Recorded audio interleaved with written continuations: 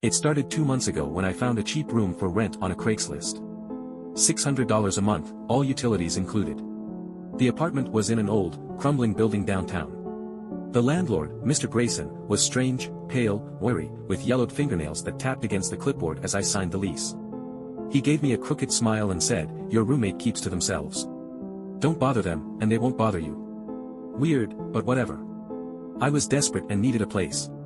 The first week was uneventful. I didn't see my roommate, but I heard them at night, soft footsteps, the creak of their door opening and closing, the hum of their TV. I figured they were just private, maybe worked odd hours. Then I noticed things. Food disappearing from the fridge, strange smells wafting through the apartment. It was metallic, like copper, and something else, something rotten. One night, I woke up to the sound of whispering. It wasn't coming from my room but from the other side of the wall, their room. I pressed my ear against it and could barely make out the words, "Don't look. Don't let them see." I knocked on their door the next day, but no one answered. I waited until I heard them leave, those soft, shuffling footsteps, and opened the door. The room was empty. No bed, no furniture, nothing. Just bare walls and floors.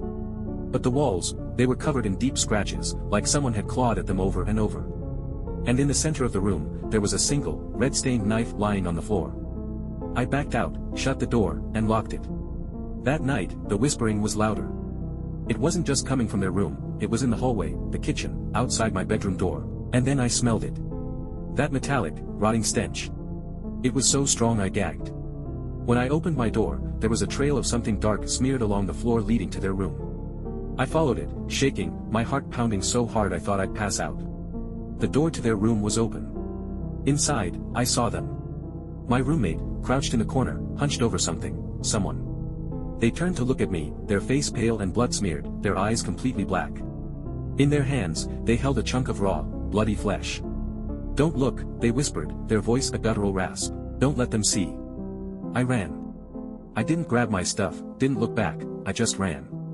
I spent the night at a friend's place and called the cops the next morning. When they got to the apartment, it was empty. My stuff was gone. The room where I'd seen my roommate was spotless, no scratches, no knife, no blood. The landlord said he'd never rented that unit to anyone. Now, every night at 3 a.m. I wake up to the smell of copper and the faint sound of whispering outside my bedroom door. "Don't look. Don't let them see."